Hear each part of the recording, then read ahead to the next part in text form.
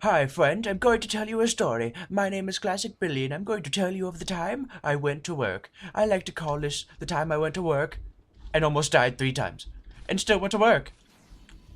So here's what happened. I was just driving along, and it's behind this old lady, okay? It's just this nice old lady in a little tiny black car.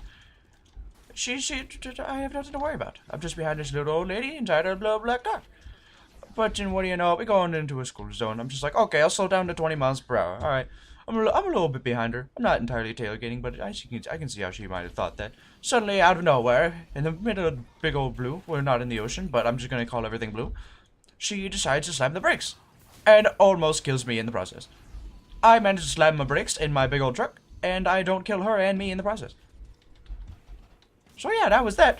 And then she proceeded to go 10 to 12 miles per hour the entire way through the school zone. And that was kind of unbearable because I was already late for work. I had to be at work at 5 o'clock and it was 5:40.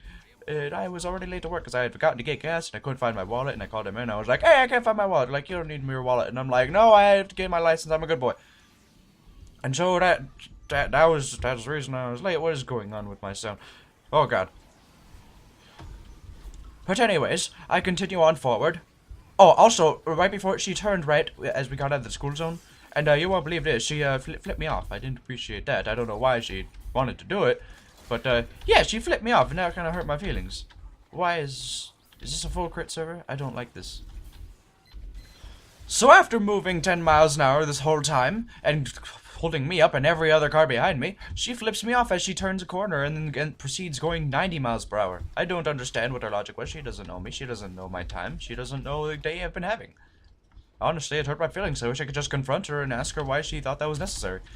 But, I guess every person their own. Man, I'm not gonna call her a man. She was an old woman.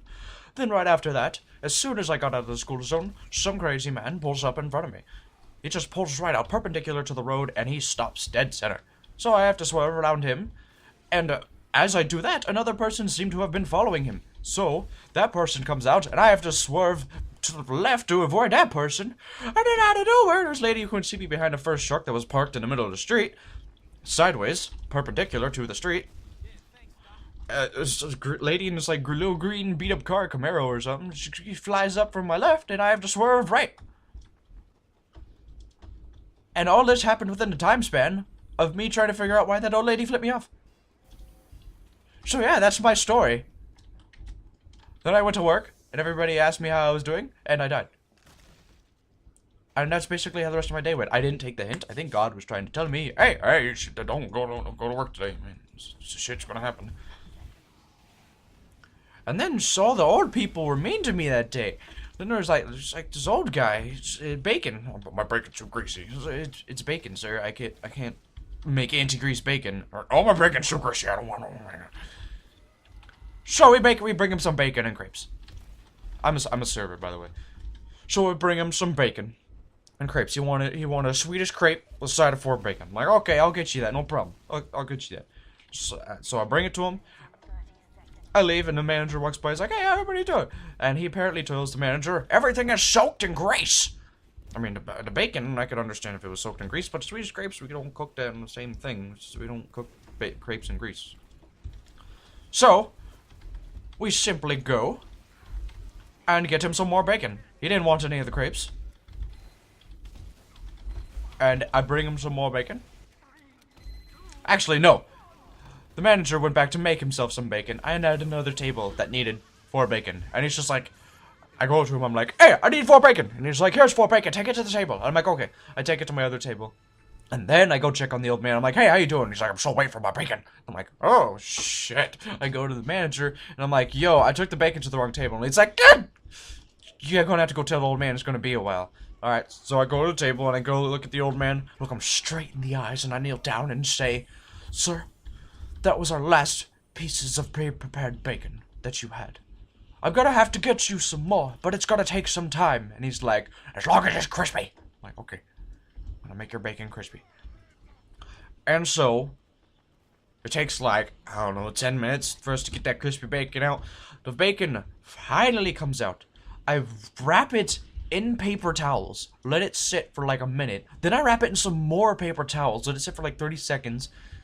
And I take it out to him, and with completely dry bacon, that if you were to touch it, it would disintegrate upon touch. It would just, it would be, it would do that. And so, I bring it out to him, and he picks one up and tosses it in the air, and he's like, "It's still covered in grease!" I'm like, "I'm sorry, I can't." And I was just befuddled. I stood there for like 5 seconds, and I'm like, "Okay, let me just go take that off your check for you." I didn't know what to do. And then, so this old man, he puts on his little sailor hat, and then he walks back out. He walks out, and then the family he was with a family. They turn around and they're like, "Oh my God, we are so sorry." Shut up! I am telling a story. God fucking, what was his name? Okay, James. No, shut your whore mouth. I don't want to hear your mouth. Speak again, you son of a bitch, so I can find out who you are. Ginjetum. Shut your whore mouth. Thank you.